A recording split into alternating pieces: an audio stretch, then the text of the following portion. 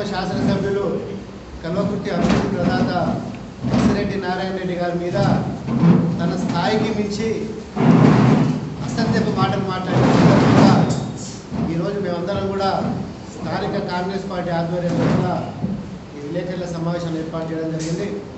ఆ సమావేశం లోపల ఎన్వ సత్యం గారు ప్రభుత్వం మీద అదేవిధంగా వ్యక్తిగతంగా కూడా అనేక ఆరోపణలు మంత్రి గారి మీద ముఖ్యమంత్రి గారి మీద అనేక ఆరోపణలు చేయడం జరిగింది. ముఖ్యంగా గత 10 సంవత్సరాల నుండి టీఆర్ఎస్ పార్టీ అధికారంలో ఉన్నది. గత 5 సంవత్సరాలుగా శాసనసభ్యుడిగా జయపాల్ యాదవ్ ఉన్నాడు. 4.5 సంవత్సరాలుగా మున్సిపల్ చైర్మన్గా ఎన్వ సత్యం గారు ఉన్నారు. గత 5 సంవత్సరాల లోపల దయచేసి ప్రత్యక్షంగా చర్చకు రావాల్సిన అవసరం ఉన్నది. గత 5 సంవత్సరాల లోపల జయపాల్ యాదవ్ అనే వ్యక్తి బీఆర్ఎస్ పార్టీ ప్రభుత్వం లోపల ఒక్క రూపాయి కూడా కల్వకుర్తి మున్సిపాలిటీకి కానీ కల్వకుర్తి తాలూకాల అభివృద్ధి కానీ తీసిందా? అదేవిధంగా కల్వకుర్తి ప్రాంతానికి మున్సిపాలిటీకి 15 కోట్ల రూపాయలు వచ్చినాయంటే ఆ రోజు ఎమ్మెల్సీగా ఉన్న నారాయణ రెడ్డి గారి కృషి వల్లనే 15 కోట్లు వచ్చినాయి. ఈ రోజు అన్నోయన్లో సీసీ రోడ్లు కానీ అన్నోయన్లో కాలువల నిర్మాణం జరిగిందంటే నారాయణ రెడ్డి గారి పుణ్యం వల్ల 15 కోట్ల రూపాయల వల్లనే కొంత అభివృద్ధి కల్వకుర్తి మున్సిపాలిటీ జరిగింది. కానీ ప్రత్యేకంగా మున్సిపల్ చైర్మన్ ఎన్వ సత్యం కానీ అదేవిధంగా ఆ రోజున శాసనసభ్యులు జయపాల్ యాదవ్ కానీ ఒక్క రూపాయి కూడా అభివృద్ధికి కల్వకుర్తి పట్టణానికి తీసుకొచ్చిన పరిస్థితి లేదు. ఎన్వ సత్యం గారి స్థాయికి మించి అలీబాబా 40 దొంగలంటూ ఈ యొక్క కాంగ్రెస్ పార్టీ ప్రభుత్వం మీద ఈ ప్రాంత ముద్దుబిడ్డ రేవంత్ రెడ్డి ముఖ్యమంత్రి అయితే కూడా నేను ఆశించిన ఈ ప్రాంతానికి అభివృద్ధి జరుగుతలేదనే ఒక చర్చ ఒక ప్రసంగంలో మాట్లాడడం జరిగింది. మేము దయచేసి బీఆర్ఎస్ పార్టీ నాయకులకు చెప్పదలుచుకున్నాం. మేము కాంగ్రెస్ పార్టీ ప్రభుత్వం వచ్చినప్పుడే 5 గ్యారంటీల అమలు లోపల 3 గ్యారంటీలను వెంబడి అమలు చేసి ఈ రాష్ట్రం లోపల పేద ప్రజానికాన్ని కాంగ్రెస్ పార్టీ జరిగింది. అదేవిధంగా చరిత్ర లోపల ఈ భారతదేశ చరిత్ర లోపలే ఏ ముఖ్యమంత్రి చేయని విధంగా సాహసోపేతమైన నిర్ణయం తీసుకొని 2 లక్షల రైతు రుణమాఫీ చేసి ఈ ప్రాంత రైతులను తెలంగాణ రాష్ట్ర రైతులను ఆదుకోవడం జరిగింది. ఎన్వ సత్యం గారు తన స్థాయిని గుర్తించుకోవాలి. ఎందుకంటే కసిరెడ్డి నారాయణ రెడ్డి గారి మీద వ్యక్తిగత దూషణలు చేయడం జరిగింది. కసిరెడ్డి నారాయణ రెడ్డి అనే వ్యక్తి మా పార్టీకి సంబంధించిన వ్యవహారం నీకు సంబంధం లేని విషయం.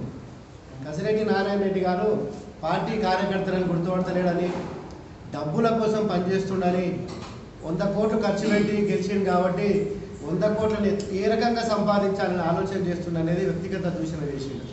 దయచేసి ఇక్కడ ఉన్న బీఆర్ఎస్ పార్టీ నాయకులకు చెప్పదలుచుకున్న నారాయణ రెడ్డి గారు తనకున్న సంపాదనను తనకున్న కాలేజీలను స్కూళ్ళను అన్నిటిని కూడా ఈరోజు బంద్ చేసుకొని ప్రజాసేవ కోసం రాజకీయాలకు వచ్చిన వ్యక్తి నారాయణ రెడ్డి గారు.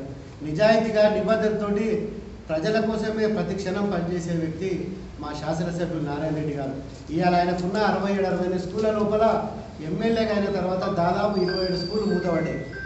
అదేవిధంగా ఇంజనీరింగ్ కాలేజీల పరిస్థితి కూడా అదేవిధంగా ఉన్నది. ఎందుకంటే 24 గంటలు ప్రజలలో ఉండడం వల్ల ఆయన వ్యాపారాలు దెబ్బతిన్నాయి. అదేవిధంగా ఆయన ఈరోజు మన కల్వకుర్తి ప్రాంతం నుండి వేలాది మంది 100లాది మంది విద్యార్థులు ఆయన పాఠశాలల లోపల ఆయన ఇంజనీరింగ్ కళాశాల లోపల ఫ్రీగా ఉచితంగా చదువుకునే పరిస్థితి మనకు శాసనసభ్యుడిగా అయినందువల్లే మనందరికీ అదృష్టం కలిగింది. కాబట్టి మీరు గమనించాలే, నారాయణ రెడ్డి అనే వ్యక్తి నిజాయితీ పరుడు. గత 5 సంవత్సరాల లోపల కేఎల్ఐ కాలువను ఒక్క చుక్క నీటిని తీసుకురాలేని జయపాల్ యాదవ్ కానీ బీఆర్ఎస్ పార్టీ కానీ నారాయణ రెడ్డి గారు ఎమ్మెల్సీగా ఉన్నప్పుడు ఇప్పుడు ఎమ్మెల్యేగా, ఎందుకంటే పంట కాలువలో పొలాలు పోయిన వాళ్ళకు నష్టపరిహారం అందని పరిస్థితి ఉంటే శాసనసభ్యులుగా ఎన్నికైన తర్వాత ముఖ్యమంత్రి రేవంత్ రెడ్డి గారి చొరవతోటి బట్టి విక్రమార్క గారి సహకారంతో ఇక్కడ ఉన్న రైతులందరికీ నష్టపరిహారాన్ని ఇప్పించడం జరిగింది. అంటే ఒక నిజాయితీపరుడు నాయకుడు. అదేవిధంగా ఎన్వ సత్యం ఇంకొక మాట మాట్లాడిండు. మియాపూర్ లోపల 200 ఎకరాల వెంచర్ చేస్తున్నాడు. 200 ఎకరాల వెంచర్ లోపల దాని మీద ఆయన దృష్టి ఉన్నది. ఈరోజు అందరికీ కల్వకుర్తి ప్రాంత తాలూకా ప్రజలకు తెలుసు, నారాయణ రెడ్డి అనే వ్యక్తి రియల్ ఎస్టేట్ వ్యాపారం చేయడు. ఎన్వ సత్యం లాగా కమిషన్ల కోసము, జయపాల్ యాదవ్ లాగా కమిషన్ల కోసం పనిచేసే వ్యక్తి నారాయణ రెడ్డి గారు. ఈ రోజు వరకు కూడా రియల్ ఎస్టేట్ వ్యాపారం అంటే కూడా తెలియని వ్యక్తి నారాయణ రెడ్డి. కాబట్టి ఎన్వ సత్యం లాగా ఇక్కడ ఉన్న కమిషనర్ ద్వారా కమిషన్లు తీసుకొని శ్రీధర్ రావు అనే వ్యక్తిని అడ్డం పెట్టుకొని ఇక్కడ డబ్బులు లక్షలాది రూపాయల డబ్బులు ప్రజల దగ్గర వసూలు చేసి వానికి 5,000 10,000 ఇచ్చి కమిషనర్ అదేవిధంగా చైర్మన్ సగం డబ్బులు ఈరోజు ప్రజలతోటి ప్రజలతోటి పీడి చేసి ప్రజలను ఈరోజు లంచాలు వసూలు చేస్తున్నారు. కాబట్టి ఈరోజు ఈ వేదిక మీద ఎడమ సత్యం నేను ఒకటే సవాల్ విసరదలుచుకున్నా, నీకు కౌంటర్గా ఇచ్చే స్థాయి మా ఎమ్మెల్యేది కాదు, అసలు నీకు కౌంటర్ ఇచ్చే స్థాయి కూడా నాది కాదు. అంటే నువ్వు కూడా నాతో ఓడిపోయినావు కౌన్సిలర్గా, నాకు చిన్న స్థాయి నీది. ఈరోజు నువ్వు అభివృద్ధి చేసిన ఈ 5 ఏళ్ల లోపల నువ్వు చేసిన అభివృద్ధి శూన్యం. కల్వకుర్తి ప్రజలు ఇది రాక్షస పాలన, హిరణ్యకశపుని పాలన, నరకాసురుని పాలన. కల్వకుర్తి పట్టణానికి ఎడమ సత్యంతో ఆయన వర్గంతో ఎప్పుడు విముక్తి కలుగుతుందని ప్రజలు ఎదురు చూసే పరిస్థితి ఈరోజు కల్వకుర్తి పట్టణంలో ఉన్నది. ఈ వేదిక మీద ఒకటే సవాల్ విసురుతున్నాను ఎడమ సత్యంకు, మీ కుటుంబం 2 పర్యాయాలు నా చేతిలో ఓడిపోయింది. ఇప్పుడు కూడా రాబోయే మున్సిపల్ ఎన్నికల లోపల 22 వార్డులలో నువ్వే వార్డు సెలెక్ట్ చేసుకో. ఏ వార్డుకి వెళ్ళి పోటీ చేస్తావో ఆ వార్డుకి వెళ్ళి నేను పోటీ చేస్తా.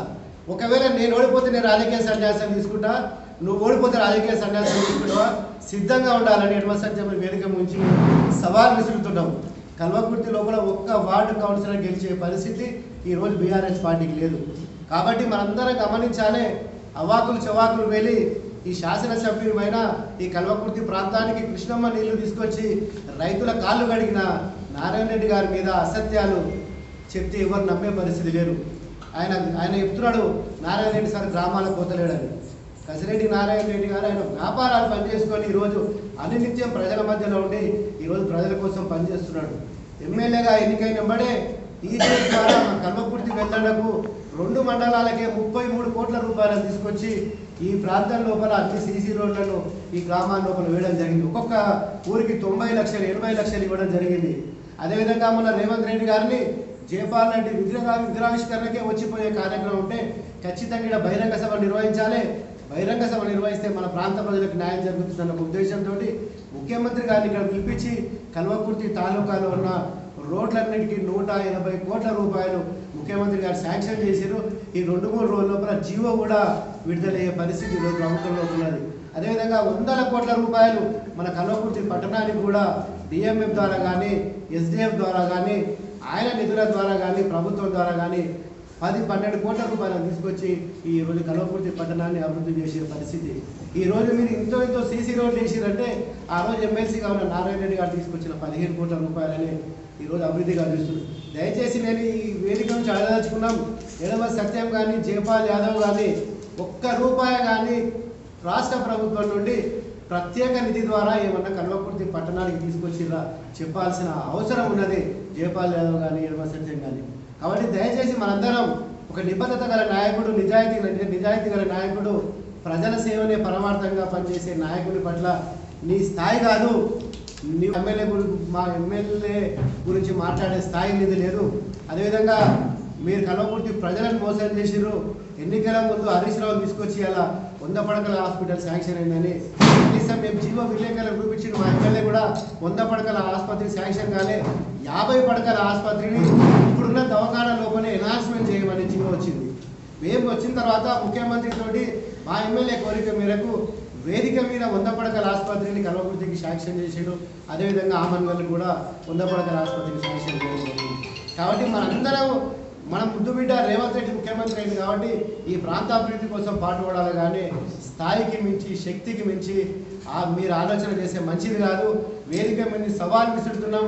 మళ్ళొక్కసారి మా ఎమ్మెల్యేని కానీ ముఖ్యమంత్రి మీద తప్పుడు మాటలు అసత్య పార్టీ నాయకులను తరిమి కొట్టే పరిస్థితి వస్తుంది. కాంగ్రెస్ పార్టీ కార్యకర్తలు మిమ్మల్ని ఇప్పటికే మీ పని అయిపోయింది. బీఆర్ఎస్ పార్టీ దుకాణం మూసుకునే పరిస్థితి. మేము సవాల్ విసురుతాం, ఒక్క కౌన్సిలర్ గెలవమనండి. మున్సిపల్ లోపల నువ్వు నిజాయితీ పోవడం అయితే, నువ్వు నీతి పోవడం అయితే, నువ్వు అభివృద్ధి చేస్తే ఒక్క కౌన్సిలర్ను టీఆర్ఎస్ పార్టీ తరఫున గెలిపించుకోండి. ఈరోజు టీఆర్ఎస్ పార్టీ అనేది తిరమరుగయ్యే పార్టీ, కనుమరుగయ్యే పార్టీ.